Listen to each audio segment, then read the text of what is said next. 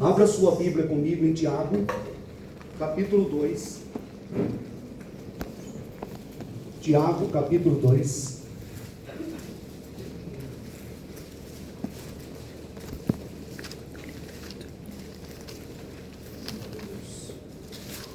Glória a Deus. Tiago, capítulo 2, irmãos, a partir do versículo 14.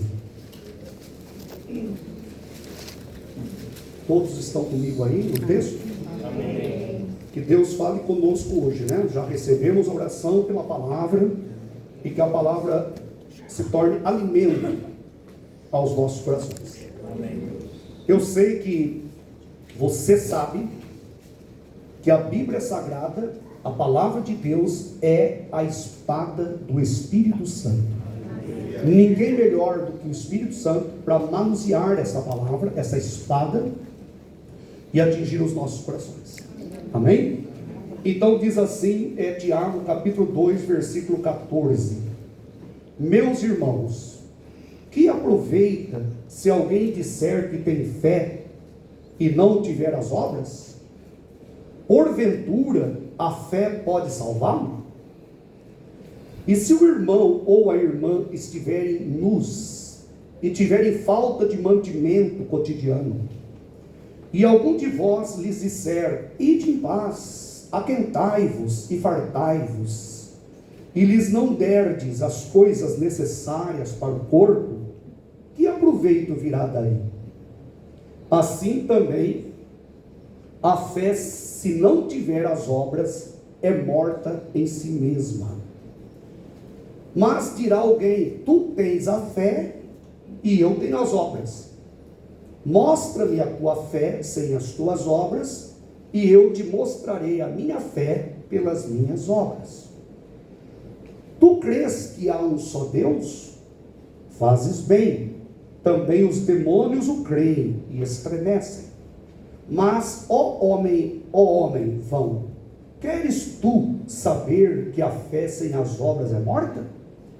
Porventura Abraão, nosso pai, não foi justificado pelas obras, quando ofereceu sobre o altar o seu filho Isaque?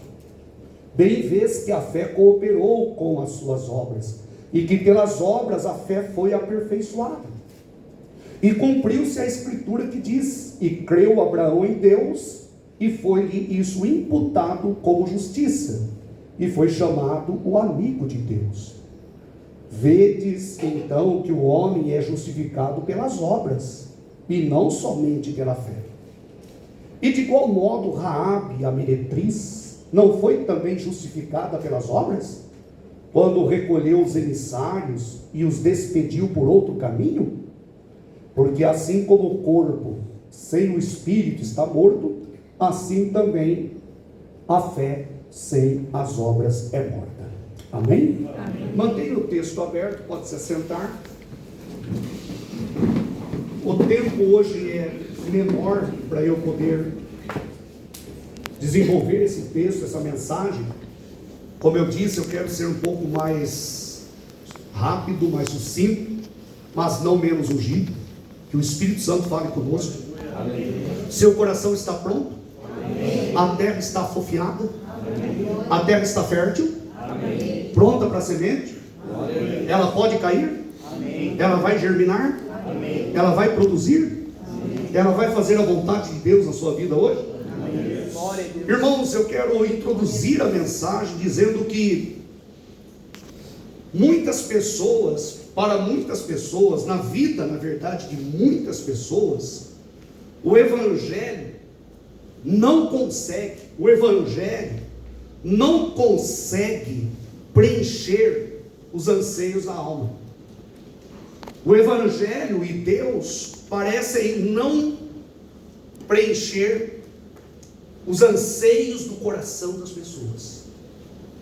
Há muitas pessoas que as suas almas parecem estar vazias, não conseguem sentir o verdadeiro sabor do Evangelho, não conseguem sentir o verdadeiro prazer de servir a Deus com todo o ímpeto, com toda a força, com todo o entusiasmo, sem a fadiga espiritual, sem o cansaço espiritual. Porque cansaço físico, mental é normal, mas o cansaço espiritual, ele advém de uma falta de espiritualidade verdadeira, falta de comunhão intensa com Deus, falta de intimidade com Deus. E as pessoas que têm assim um duplo ânimo, Tiago diz, purificai os vossos corações, vós de duplo ânimo. A pessoa de duplo ânimo, hoje está animada, amanhã não. O duplo ânimo implica em alguma impureza, por isso que Tiago diz, purificai os vossos corações. Quando a pessoa tem o seu coração pleno nas coisas de Deus, vivendo na presença de Deus, a pessoa não sofrerá de cansaço espiritual, e a pessoa, ela terá uma vida abundante, ela perceberá no seu dia a dia, no seu cotidiano, ela perceberá, ela sentirá o verdadeiro sabor glorioso do Evangelho. O Evangelho vai funcionar na vida dela. E por que há pessoas que Deus e nem o Evangelho conseguem preencher? Justamente porque as pessoas são tendenciosas a abraçar certos ensinos que lhes apraz e rejeitar outros que, em vez de trazer prazer, traz desafios para ela. Então ela acaba fazendo aquilo que há pouco eu estava dizendo, ela acaba sendo seletiva, ela acaba abraçando, como eu disse há pouco também, volto a dizer para substanciar a palavra hoje, a pessoa acaba abraçando o evangelho do self-service. Ela abraça aquilo que lhe interessa e aquilo que exige dela alguma coisa, algum compromisso, ela rejeita. Enquanto ela não se ajustar com o evangelho pleno, ela não sentirá o prazer de servir a Deus e a força de servir a Deus no seu dia a dia. Deus quer que nós nos prostremos ante a sabedoria infinita da sua palavra e completa da sua palavra.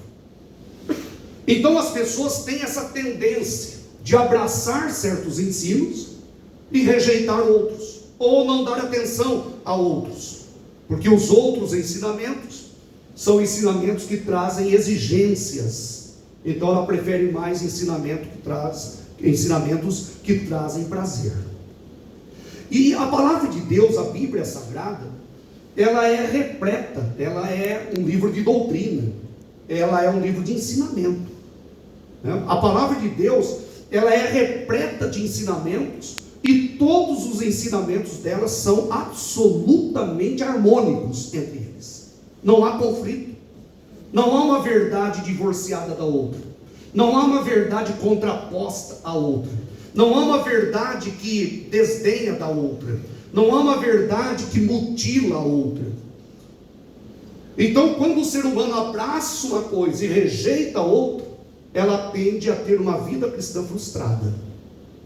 E nesta noite Deus quer tratar conosco de uma dessas tendências, a pessoa separar a fé das obras. Mas antes propriamente de falar isso, antes de nós entrarmos no texto, eu disse que eu serei rápido por conta do tempo, mas existem vários exemplos de ensinos bíblicos que as pessoas aceitam facilmente um e rejeitam o outro. Isso acontece, por exemplo, com a confissão positiva. Não sei se você já ouviu isso, mas a confissão positiva, que nasceu nos Estados Unidos. O Brasil é considerado o quintal dos Estados Unidos. Tudo que não presta lá, mandam para cá. Coloca lá no quintal. E as pessoas acabam consumindo aqui. E consomem maravilhosamente.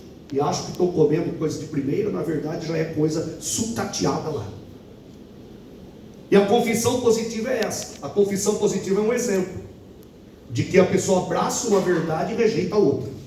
A confissão positiva, por exemplo, ela exalta o nome de Jesus, porque no nome de Jesus você pode tudo, porque no nome de Jesus você pode decretar, porque no nome de Jesus você pode trazer à existência aquilo que não existe, porque no nome de Jesus você pode fazer tudo, porque no nome de Jesus, e isso entra em conflito com a outra doutrina, que é a doutrina da soberania de Deus.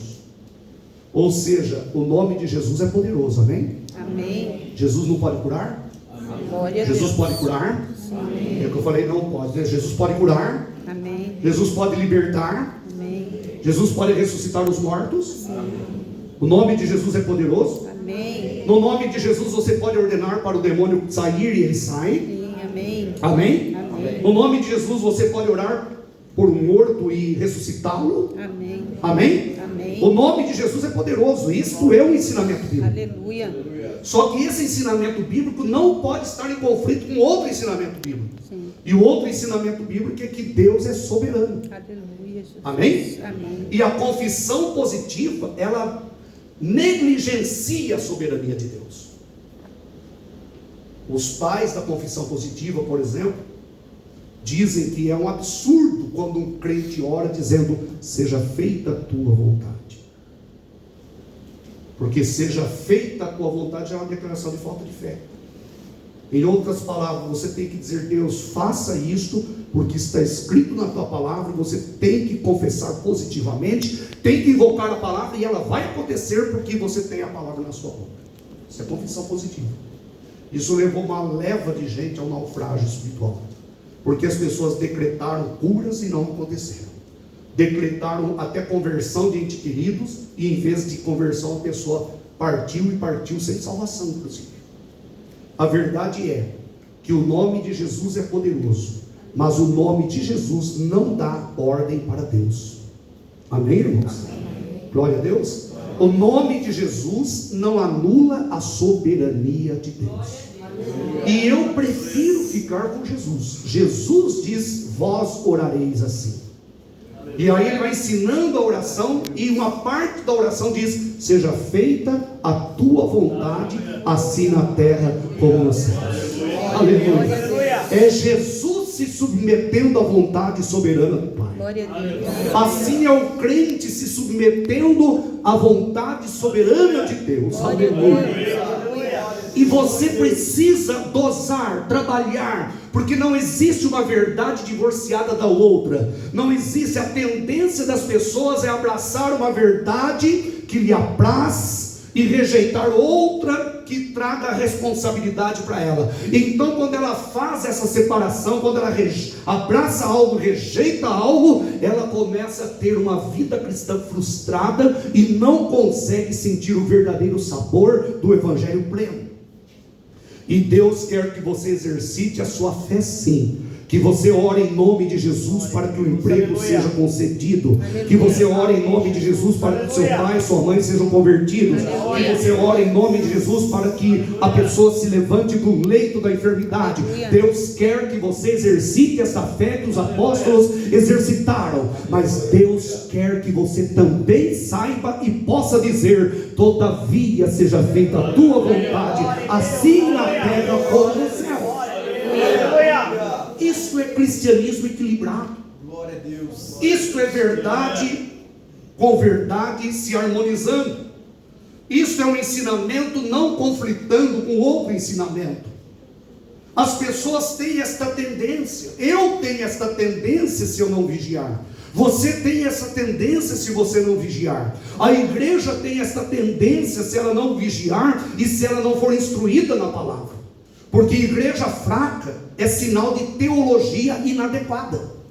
Crente fraco é sinal de teologia inadequada. Então nós precisamos ter uma teologia adequada, bíblica, que emane do texto, para que a nossa fé seja poderosa. Para que nós entendamos sim que o nome de Jesus é poderoso, mas Deus é soberano sobre todo o céu, sobre toda a terra. E se Ele fizer, Ele é Deus, e se Ele não fizer, Ele é Deus.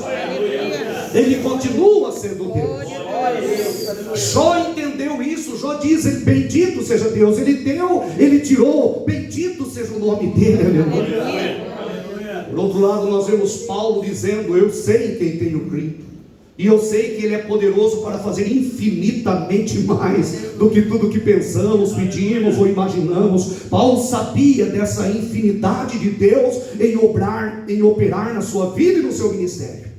Mas Paulo também sabia que a vontade de Deus é soberana, e que o querer de Deus é soberano, e ele se submetia completamente à vontade de Deus para todos os passos do seu ministério. Aleluia.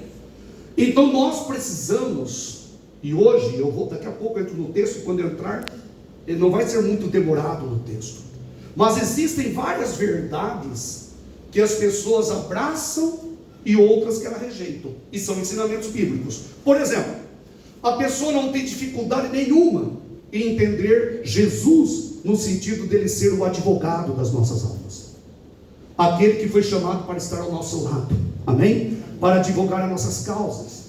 E é um advogado que não perde nenhuma causa, não tem causa irreversível para ele pode reverter inclusive, amém, irmãos? Amém. Mas a pessoa não tem dificuldade nenhuma em entender Jesus como advogado, mas não consegue entender Jesus como juiz, supremo juiz. E a palavra de Deus diz que um dia Deus julgará todos os homens através de um varão que ele estabeleceu para isso, e ele deu prova disso, ressuscitando ele dentre os mortos. Está em Atos capítulo 17, na pregação de Paulo aos gregos, lá no Areópago, quando ele pregou àqueles filósofos, ele diz que Deus estabeleceu um dia que ele vai julgar todos os homens através de um varão, aleluia, que ele constituiu para isto, e ele deu prova de que ele vai fazer isto, ressuscitando ele dentre os mortos. Tão certo como Jesus ressuscitou, tão certo será o juízo dele. Então Jesus é o seu advogado, amém? Mas Jesus também é o juiz sobre toda a terra. São duas verdades que precisam ser aceitas harmoniosamente, amém? Uma outra verdade também é bênção. As pessoas não têm dificuldade em abraçar as bênçãos de Deus, mas as pessoas muitas vezes, como diz a frase antiga que todos nós já sabemos, né? Que muitas vezes a pessoa quer a bênção, mas não quer o abençoador. Isso aí você já ouviu 1 milhão de vezes. Desde criança eu ouço isso, né? Que as pessoas querem a bênção, mas não querem o abençoador. Ou seja, as pessoas têm dificuldade, né? Têm facilidade para abraçar uma verdade, mas rejeitam outra. Então, tenha Jesus, tenha as bênçãos de Jesus sobre a sua vida, mas tenha Ele como a fonte de todas as bênçãos da sua vida. Amém? Amém? Glória a Deus. As pessoas têm facilidade de entender Jesus como Cordeiro de Deus, que tira o pecado do mundo. João Batista apontou para ele e diz: eis o Cordeiro de Deus que tira o pecado do mundo. Mas as pessoas têm dificuldade de entendê-lo como aquele que é o fogo, ou melhor, aquele que é o leão da tribo de Judá, aquele que vai ele mesmo pisar o lagar um dia. Mas a palavra de Deus claramente mostra que ele é o Cordeiro, mas a palavra de Deus diz também que ele é o leão da tribo de Judá. Amém? As pessoas têm facilidade de entender, e é aprazível, é agradabilíssimo aos ouvidos o convite de Jesus: vinde. Mas as pessoas têm dificuldade de entender o apartai-vos de mim, porque a mesma Bíblia diz que ele convida para ir a ele, mas ele também um dia dirá: apartai-vos de mim. Então nós precisamos entender essas verdades e viver de acordo com elas, para que nós tenhamos uma vida cristã intensa. Por exemplo, Deus como bálsamo. O bálsamo, além do cheiro agradabilíssimo, ele também tinha poderes medicinais, né? Então Jesus é o bálsamo. Ele é o bálsamo de Gileade. Ele é a cura bendita que Israel rejeitou. Então nós temos facilidade de entender Jesus como bálsamo, mas a palavra de Deus diz que ele também é fogo consumidor. E a Bíblia diz que horrenda coisa é cair nas mãos dele, do Deus vivo. Vocês entendem que não dá para ter o evangelho de self-service? Que o evangelho tem que ser total, pleno e glorioso? Amém? Amém? Conhecer a palavra de Deus, amar a palavra de Deus. Dr. Aníbal Pereira Reis, ex-sacerdote romano, que se converteu e já está no Senhor, né? Foi um teólogo batista. Ele tem um livro lindo, maravilhoso. O título do livro é Crente, leia a Bíblia. O crente precisa ler a Bíblia, porque à medida que você vai lendo as Escrituras, elas vão ficando impregnadas no seu coração e na sua mente. E no momento oportuno, o Espírito Santo traz à tona aquilo que você precisa, que é o alimento para aquele momento. Glória a Deus. Amém? Amém. Eu lendo a Bíblia, você lendo a Bíblia. Chega na segunda-feira, eu tenho uma demanda, uma necessidade espiritual, emocional, física, financeira, e o Espírito Santo traz à tona um texto, uma palavra que vai ser o meu alimento para aquela minha demanda, e você terá uma outra demanda, diferente da minha demanda, amém? Uma demanda física também, emocional, espiritual, familiar, estudantil, amém? Ou quem sabe uma demanda de tentação, você está demandando proteção, a sua alma está demandando proteção, porque você está diante de fogos, ou de fogo cruzado da tentação, e o Espírito Santo trará à tona a palavra que você tem o hábito de ler, o Espírito Santo trará aquela palavra à tona, para que você seja protegido, abençoado e guardado. Eis então a razão de crente, leia a Bíblia. Precisamos ter intimidade com a palavra, precisamos criar o hábito de ler, precisamos trazer o texto à nossa mente, ao nosso coração, à leitura, porque o Espírito Santo trará a palavra no momento oportuno para os nossos corações. Aleluia. E a essência da mensagem hoje é que você não separe verdades que são harmônicas, amém? Que você não tente apreciar algo mais do que outro, que você não tente apreciar um ensinamento em detrimento de um outro ensinamento, que você saiba que Jesus é soberano, que Jesus é poderoso para fazer infinitamente mais, mas que Deus é soberano e que você não pode, em nome de Jesus, dar ordem para Deus. Deus, em nome de Jesus, eu ordeno que o Senhor faça isso. Não. Porque o nome de Jesus é poderosíssimo, mas a soberania de Deus não pode ser anulada. Deus sabe de todas as coisas, e Deus tem todo o domínio nos céus e na terra. Aleluia. E as nossas vidas precisam estar nas mãos do Senhor. Tiago aqui, irmãos, agora entrando no texto, ele mostra exatamente o perigo de fazermos o mesmo com a fé e com a obra. As pessoas abraçarem avidamente, prontamente a fé, mas negligenciarem as obras.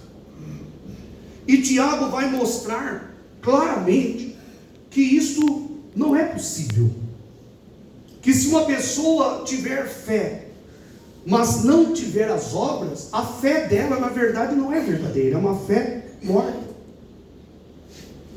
E Tiago diz assim que se não é só, não só a obra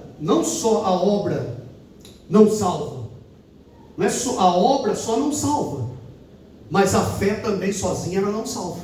A fé precisa ser acompanhada de obras. As pessoas fazem essa dicotomia, a pessoa separa. E Tiago diz assim que a fé sem as obras é uma fé morta. Ou seja, a pessoa não pode negligenciar as obras, dizendo não, eu vivo só da fé. Fé, fé e fé. E deixar as obras de lado. Eu abraço o ensinamento que me apraz, mas rejeito um outro ensinamento que me desafia a viver, a obrar, a operar. E Tiago corrige isso, dizendo que a fé sem obras, ele diz que a fé sem obras é uma fé morta. E é interessante que ele fala duas coisas a respeito da fé sem obras. Ele diz duas coisas a respeito dessa fé. A primeira, que eu já falei, ele diz que a fé é morta. É morta. A segunda é que ele diz que essa fé é semelhante à fé dos demônios. Porque ele pergunta, crês tu que existe só um Deus? É uma pergunta retórica, né?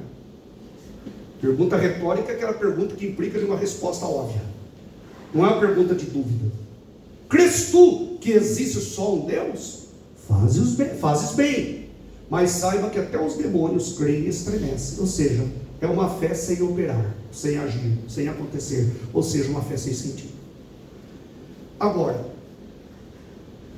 se só obra não salva, agora sim estou colocando estou expressando de maneira bem clara. Se só obra não salva, só fé também não. Porque elas devem estar inseparáveis. Elas são inseparáveis. Agora, qual que é o conceito de obras aí, quando o Tiago fala de obra? Qual que é o conceito de obra aqui? Quando ele fala que a nossa fé tem que ser seguida de obra. Qual que é o conceito de obra? Seria o quê? Seria obra de caridade? Ou seria a ação e o praticar da palavra de Deus? Quando a palavra de Deus fala de obras aqui, é obras de praticar a palavra, de viver a palavra. Amém? Amém. Glória a Deus, irmãos. Não é obras de caridade. Não é obra de... E nós vamos ver isso, a palavra aqui vai mostrar isso. Alguém até definiu, eu vou até ler para os irmãos aqui uma definição teológica sobre essas obras. O que são essas obras? Sem elas, a sua fé é morta. Sem a obra, a sua fé é morta. E não é obra de caridade, tá, irmãos? Até porque Paulo até escreve aos Coríntios dizendo que a ele que desse o corpo dele para oferecer para as pessoas, se não tivesse amor, não tivesse, de nada valeria. Então, a obra aqui é obrar a palavra, é praticar. Amém? É a fé sem a prática. É a fé apenas como consentimento intelectual. Consentir algo. Admitir algo. Os demônios admitem a existência de Deus. Os demônios creem na existência de Deus. E até estremecem diante dessa verdade. Mas não obedecem.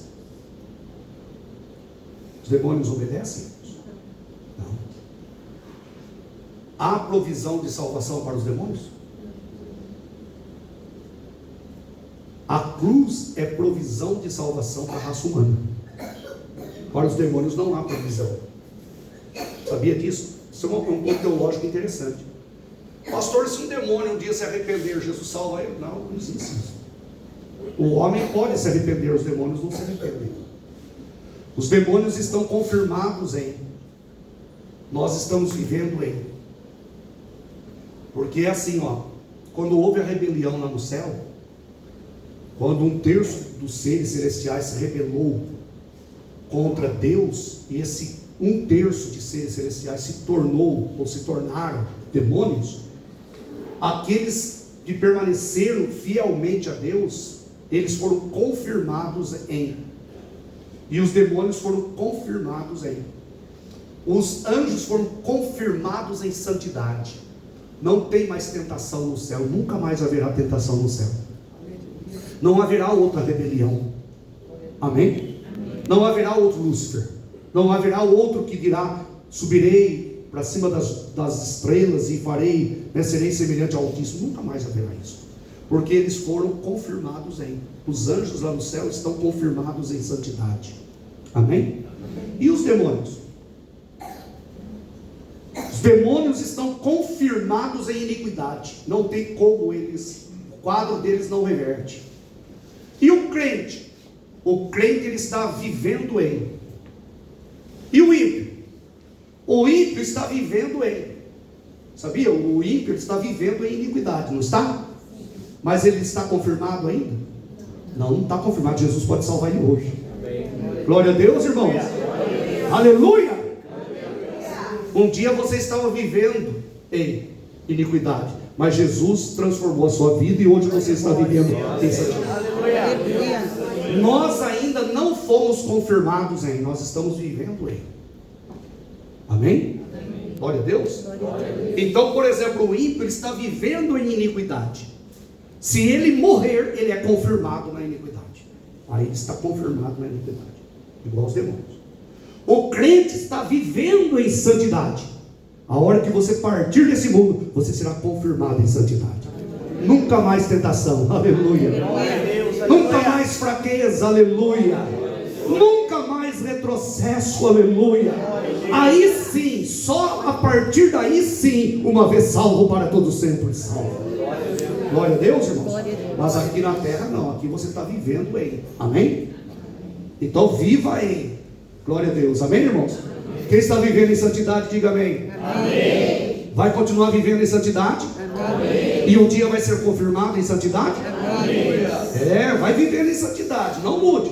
Porque hoje o estado ainda não é de confirmação. A pessoa pode daqui mudar para cá e de lá mudar para cá. A pessoa está vivendo em santidade e resolve apostatar da fé. O justo viverá da fé. E se ele recuar, Então existe a possibilidade do recuo. E se ele recuar, a minha alma, disse Deus, não tem prazer nele. E o autor aos Hebreus arremata dizendo: mas nós não somos daqueles que se retiram. Se retirar ali é se apostatar. Nós não somos daqueles que se retiram para a perdição, mas nós somos daqueles que creem para a conservação da alma. Nossa alma, ela é conservada à medida que nós cremos. À medida que nós andamos na palavra de Deus, nós vamos sendo confirmados, nós vamos sendo fortalecidos, nós vamos sendo guiados por Deus. Mas não há provisão de salvação para o diabo. Amém? Parece estranho falar isso, né? As pessoas falam assim: eu nunca ouvi falar uma coisa dessa. Imagina o diabo arrependendo, irmão. O diabo indo lá para aceitar Jesus. Não, agora eu me arrependo de tudo que eu fiz. Não, o diabo está confirmado em iniquidade. Os demônios estão confirmados em iniquidade. Os anjos lá no céu estão confirmados em santidade. Um dia a igreja será confirmada em santidade, aleluia. E nós estaremos com a santa grei, com a santa igreja lá na eternidade, cantando, salmodiando e glorificando a Deus eternamente, porque nós estaremos confirmados. Quem um dia quer ser confirmado em santidade? Quer ser confirmado? Anda em santidade. Amém? Amém. E quando você encontrar um ímpio, fala: você ainda não está confirmado, hein? Como assim? Você está vivendo o pecado, mas não está confirmado em iniquidade. Jesus ainda pode te salvar. Amém? Amém? Jesus pode transformar a vida dessa pessoa. Bom, Tiago mostra aqui que a obra, ela valida a fé. Eu estava lembrando antigamente tinha uma passagem de ônibus, que tinha assim, o ticketzinho, tinha ali o canhoto, e tinha a passagem era grande, e tinha o canhotinho. Se a pessoa chegasse só com o canhoto para entrar no ônibus, não dava para entrar, porque no canhotinho estava escrito assim: não vale como passagem. Canhoto é canhoto, não é passagem. Quando alguém faz o recibo, dá um canhoto para você, dá um recibo para você, não é verdade? Fazer o que com o canhoto? O canhoto fica para a pessoa, não é isso? Então no canhotinho da passagem estava escrito assim: não serve como passagem, que a passagem é o papel maior. Só que na passagem estava escrito assim: não vale se estiver destacado. Tem que levar os dois, né? Amém, irmãos? Então a fé e a obra é assim. A obra não vale como passagem. Ninguém é salvo por obra. Só que a fé, ela não vale se ela estiver separada da obra, porque ela é morta em si mesma, ela não tem validade, ela não tem sentido, ela é inócua, ela é efêmera, ela é vazia, ela é vaidosa, ela é oca por dentro, não tem nada. É uma fé vaidosa. Vaidade é coisa oca, tá certo? A fé não tem validade. Sim. Então tem que ir com a passagem, com o canhotinho. Chega lá na hora de entrada e destaca e pode entrar. Amém, irmãos? Amém. Você já tem a passagem? Você só vai chegar com o canhoto. Quando você chega com o canhoto, você pegou o canhoto de alguém, você roubou de alguém. E chega lá só com a fé e fala: mas não tem, cadê o canhoto? Eu tenho que autenticar isso, tenho que validar isso. E a verdade é que a fé e a obra, elas acompanham, são juntas. E alguém definiu essa obra da seguinte forma, dizendo o seguinte: que essas obras são o quê? Obras são procedimento, olha a atitude, que resulta de algo que temos visto, ouvido ou compreendido de Deus. Então é um proceder, não é obra de caridade, é um procedimento que resulta daquilo que nós temos visto, ouvido ou compreendido de Deus. À medida que nós ouvimos de Deus, vimos, enxergamos de Deus e aprendemos de Deus e procedemos, então a nossa fé está sendo obrada. Amém? A nossa fé está sendo obrada. Aleluia. Será que existe esse verbo? Deve existir. Se não existir, está existindo agora. Tá? Ela passa a ser obrada, praticada. Amém? Ela passa a ser praticada, obrada. Glória a Deus, irmãos. E como que nós sabemos disso? Porque os dois exemplos que Tiago cita de homens, pessoas que obraram a fé, ele não cita nenhum exemplo de obra de caridade. Ele cita dois exemplos de alguém que agiram, procederam de acordo com aquilo que eles viram, ouviram e conheceram de Deus. E ele cita quem? Cita Abraão e cita Raabe. Eu vou terminar aqui, tá certo? Então veja que não era obra de caridade, era obra de obrar a palavra. Obrar eu sei que existe, certo? Isso aí eu sei. Se o outro não existe, está existindo, tá? Mas eles estavam obrando a palavra. Tiago, ele cita Abraão, e ele diz assim, olha, ele diz, Abraão, nosso pai, não foi justificado pelas obras? Ou seja, com certeza ele foi justificado pelas obras, quando ele ofereceu sobre o altar o seu filho Isaque. Ou seja, a sua fé foi acompanhada de procedimento. Amém? Então, obra é procedimento que resulta daquilo que nós temos ouvido, visto e aprendido de Deus. E eu pergunto, o que é que você tem feito daquilo que você tem absorvido da parte de Deus? Você tem absorvido bastante coisa? Seu coração tem absorvido? Amém? O coração ele vai absorvendo, sabe, chupando, ele vai buscando, ele vai enxugando, ele vai buscando, ele vai trazendo para dentro aquilo que Deus fala, ele vai absorvendo aquilo que Deus fala, e aquilo que nós absorvemos, devemos colocar em prática para que a nossa fé seja autenticada pela nossa atitude. Amém? Glória a Deus. E o outro exemplo que ele cita é Raabe. E ele diz que a Raabe é meretriz, irmãos. Preste bem atenção nisso, e com isso eu termino. Deus está falando com você? Amém. Diga graças a Deus. Graças a Deus. Você está vivendo em santidade? Está vivendo em santidade? Vivendo em, com certeza você está, né? Pastor, tem que completar a frase aí, porque vivendo em, todos os seres humanos estão. Os seres humanos ímpios estão vivendo em impiedade, vivendo em pecado, mas eles ainda não foram confirmados em iniquidades. Por isso que quando ele morre, ele é confirmado em. Não adianta rezar, não adianta fazer nada, não adianta, não. A morte sela o destino da pessoa. Agora o crente também, irmãos, quando ele morre, ele é confirmado em santidade. Não adianta querer arrebatar aquela alma das mãos de Jesus, porque aquela alma estará para sempre com ele. Glória a Deus, diga graças a Deus. Diga Deus seja louvado. Deus seja louvado. Raabe a meretriz. Sabe que Raabe, ela tinha o seu meretrício, a sua casa de prostituição, em cima das muralhas de Jericó.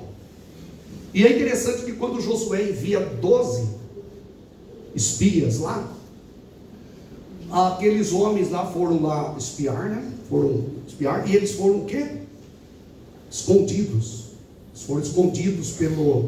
Eles foram escondidos pela Raabe, pela meretriz. Foram escondidos. E ela diz o seguinte, irmãos, ela diz assim, eu sei, olha que essa meretriz diz, eu sei que Deus nos entregou essa terra. E pediu para eles que protegesse ela e a família dela. E é interessante que daí foi dado um sinal. O sinal era um fio escarlate colocado sobre a janela, lá de fora, para que quando eles invadissem Jericó, estou resumindo, sendo bem rápido aí, estou com igual o celular no 2x agora, falando rapidamente, quiser, meu irmão. Então, eles saberiam que a casa dela não poderia ser atingida. E é interessante que todos em Jericó foram destruídos. Os únicos sobreviventes de Jericó foram Raabe e os seus familiares. E ela escondeu eles e ainda disse para eles, vocês fiquem aqui escondidos por 3 dias. Não saiam para voltar para Moabe. O acampamento estava em Moabe. Não voltem para lá, porque tem gente procurando vocês aí por todo o lado na saída da cidade. Então, deixa acalmar a poeira. Depois, por 3 dias eles foram escondidos ali. Certo? E daí então, ela creu, a Bíblia diz que ela creu e por isso ela protegeu. Amém? A fé sem obras é morta. Mas ela creu e obrou. Amém? É procedimento que resulta daquilo que temos visto, ouvido e aprendido de Deus. Isto é obra. Amém? E ela já tinha um histórico. Raabe, irmãos, ela tinha um histórico, ela tinha ouvido falar do Mar Vermelho, do povo andar no deserto, de Deus ter tirado do Egito. Ela sabia, daqui a pouco chega esse povo aí. Pode demorando na verdade 40 anos para isso, mas vai chegar um povo, e quando esse povo chegar eles vão dominar tudo aqui. Tanto é que quando eles chegam em Josué capítulo 2 versículo 9, ela diz assim, eu sei que Deus vos deu esta terra. Olha que fé. Amém? Muitos dos espias, muitos ali não criam, mas ela creu. Amém? Ela creu. E Deus livrou ela e salvou ela. E quando Jericó é destruído totalmente, só sobra ela e a família, os únicos sobreviventes da destruição de Jericó, ela acaba então ingressando no povo de Israel, ela deixa o meretrício, ela casa com o tal de Salmão, ela tem um filho chamado Boaz. Olha que coisa linda. Boaz vai casar com Ruth. Ai, que coisa linda, romântica, né? Vai casar com Ruth, e a Ruth será, na história, a bisavó do rei Davi. E daí Raabe aparece lá na genealogia de Cristo. Isto mostra, irmãos, que não há impedimento para a graça de Deus salvar o homem. Aleluia. Que Deus pode salvar qualquer pecador, independente do seu estado pecaminoso. E ela foi tão honrada que o Espírito Santo inspirou Tiago a colocá-la junto com Abraão no exemplo de fé. Que coisa linda. Já pensou ser colocado numa carta de Tiago, ser colocada uma ex-meretriz, deixou o meretrício, casou com Salmão, abandonou sua casa noturna, né? Casou com Salmão, teve um filho Boaz, né? Depois teve um histórico lindo. E lá em Tiago, jamais ela poderia imaginar que lá na frente o Espírito Santo ia usar o exemplo dela, colocando ela paralelo a Abraão, né? Mostrando o mesmo contexto de que a fé de um é a mesma fé do outro, porque é uma fé acompanhada de procedimento que resulta daquilo que viu, ouviu e aprendeu de Deus. Aleluia! Obviamente que Abraão aprendeu, ouviu e entendeu muito mais, infinitamente mais do que Raabe, mas o pouco que ela teve de conhecimento, ela creu e praticou, e por isso Deus a salvou e colocou ela nos anais da história de Israel e no anal da história do próprio Cristo, do cristianismo. Aleluia. Digam todos amém. Amém. Diga graças a Deus. Graças a Deus. Dê uma salva de palmas.